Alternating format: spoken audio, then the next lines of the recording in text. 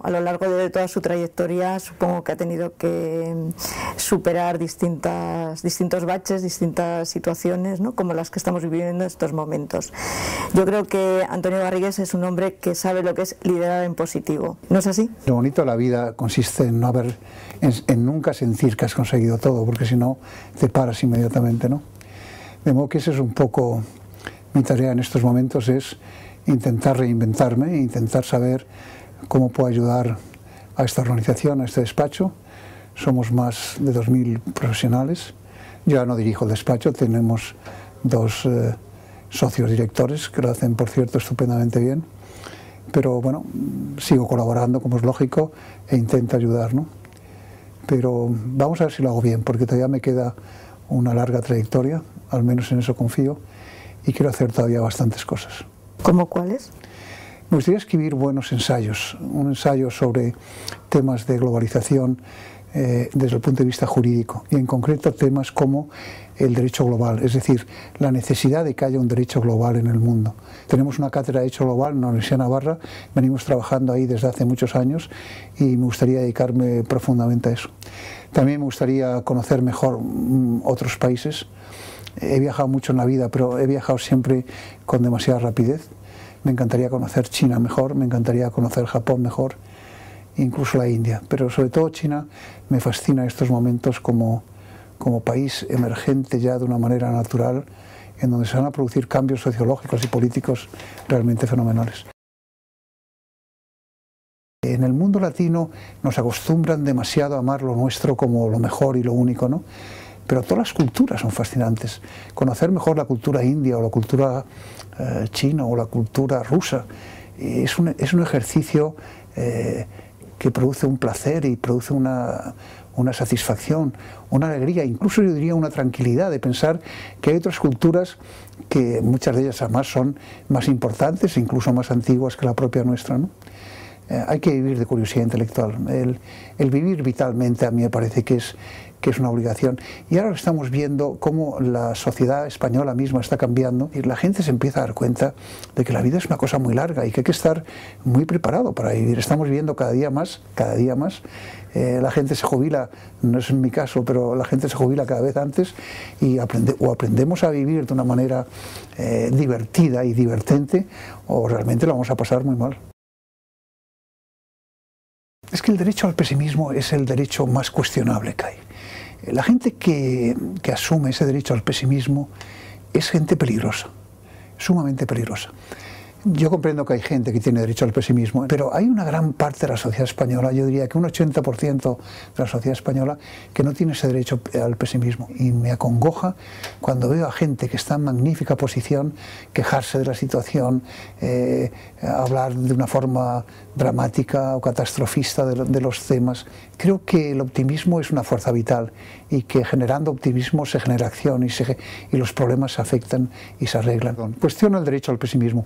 Creo que es un derecho que tenemos que asumir solamente en casos muy especiales y que en la mayoría de los casos no corresponde hacer ese ejercicio, sino al contrario, justamente al contrario. Siempre he mantenido la idea de que las crisis están aquí para superarlas y que todas las crisis las ha superado la humanidad perfectamente. Y las va a seguir superando y vamos a seguir teniendo crisis y vamos a poder arreglarlas, ¿no? La condición humana pues necesita periodos de crecimiento y luego necesita periodos de reflexión y periodos más negativos. Eso es lo que es la condición humana. Necesitamos líderes que nos digan hay soluciones, hay caminos, habrá dificultades pero las vamos a superar, podemos hacerlo, lo hemos hecho. Pensar que esta crisis es la final de nuestra historia es que es una necedad. El problema está en que tenemos que hacer las cosas bien. Lo que no se sale de las crisis es haciendo todo mal. No podemos salir de una crisis si rompemos todas las vías de diálogo. La colaboración, el diálogo, me parece obligado. Es que realmente el que en este país no haya diálogo social, no haya diálogo económico, no haya diálogo en materia educativa, no haya diálogo en nada, no hay diálogo en ninguna de las cosas. Y aún así hacemos las cosas razonablemente bien. Si en este país hubiera diálogo efectivo y constructivo, este país daría otro salto cualitativo realmente tremendo.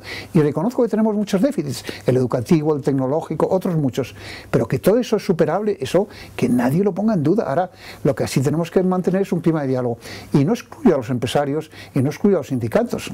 Todo el mundo tiene que aportar y todo el mundo tiene que encarecer la idea de un diálogo constructivo. Las clases políticas en el mundo son bastante parecidas a las clases políticas españolas. España está en una situación menos favorable que otros países europeos en estos momentos, y necesitamos mucho más ese diálogo y esa comprensión. El hacer comprender a todo el mundo que el diálogo era la base, que nadie podía tener toda la razón, que es imposible tener toda la razón. Podemos tener una parte de la razón, una parte de la verdad, pero no hay un ser humano que posea toda la razón y toda la verdad, ¿no?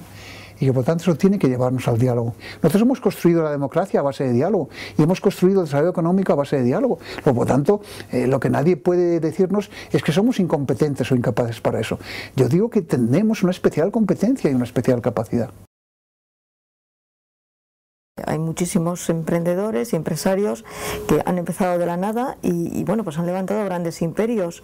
Hay que estimular ese y fomentar y ayudar, ¿no?, a emprendedores que tienen ideas, como se hace en otros países. Este país es un país, como tú dices, muy listo. Además es un país lleno de gente que ha sabido superar dificultades tremendas, ¿no? A mí me encantaría que cada día más, en este país que da tanto premio y tantos premios, se empezara a premiar de verdad a la gente joven, a la gente que demuestra capacidad empresarial. Tendríamos que buscar más en el seno de la educación empresarial, ¿no? Yo en estos momentos no envidio a ningún otro país europeo.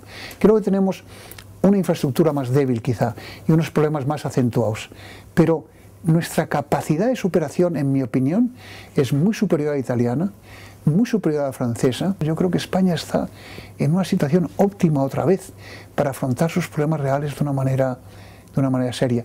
Y además creo que estamos llegando a un momento en que la ciudadanía ya empieza a reconocer que esos problemas merecen trabajo y merecen quizás sacrificio.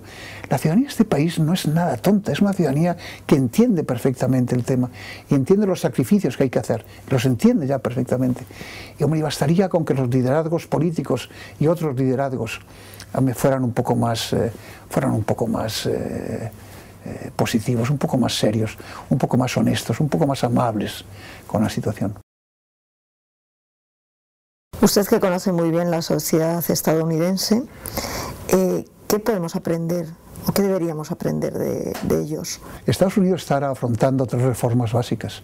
La reforma sanitaria, porque en ese país hay más de 40 millones de personas que no tienen ningún tipo de seguridad sanitaria. Están estudiando la reforma de la ley de inmigración, con grandes problemas, como hay en toda Europa, y están estudiando también la reforma del estamento financiero, pero a mí me encanta que es un país que afronta las reformas, y cuando las afronta las hace con virulencia incluso, ¿no? Y yo creo que de ese espíritu tenemos que aprender. Yo creo que Estados Unidos es el único país que va a salir de la crisis lleno de vigor y lleno de fuerza, porque tiene una sociedad civil muy dinámica. El ciudadano sabe que él tiene su propia responsabilidad como ciudadano. Está últimamente en Estados Unidos. Allí ya nadie habla de la crisis, nadie. La palabra crisis ha desaparecido. A mí me encanta ese tipo de espíritu, ¿no? Porque en Europa estamos dándole una cantidad de vueltas intelectuales y sociológicas y literarias incluso al tema de la crisis, que ya empieza a hartar un poco, ¿no?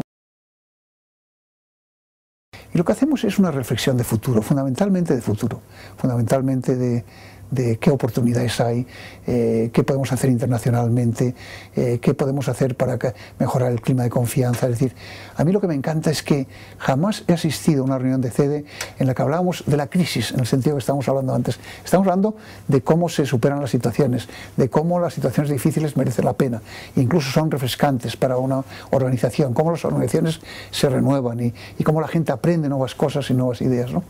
Y por eso me encanta, y creo que sinceramente la CEDE ha hecho un esfuerzo titánico para coordinar la labor de los directivos y de los ejecutivos en este país, que es una tarea ingente y que estaba pendiente. Si usted no fuera abogado, ¿qué sería? Poeta o escritor de teatro. Todos somos multidisciplinares y todos somos interdisciplinares. Y no solamente eso, tenemos que serlo. Yo lo que siempre manifiesto es que no somos unidimensionales. Todos tenemos que aprender de todas las artes. Y a mí me parece que una persona que no intenta manifestar sus otros talentos es una persona que se cortacircuita. Y que no hay una sola persona, insisto, yo no conozco una sola persona que no quisiera hacer algo en el terreno creativo. Todo el mundo se da cuenta de que es una cosa muy sana y muy equilibrada para él mentalmente.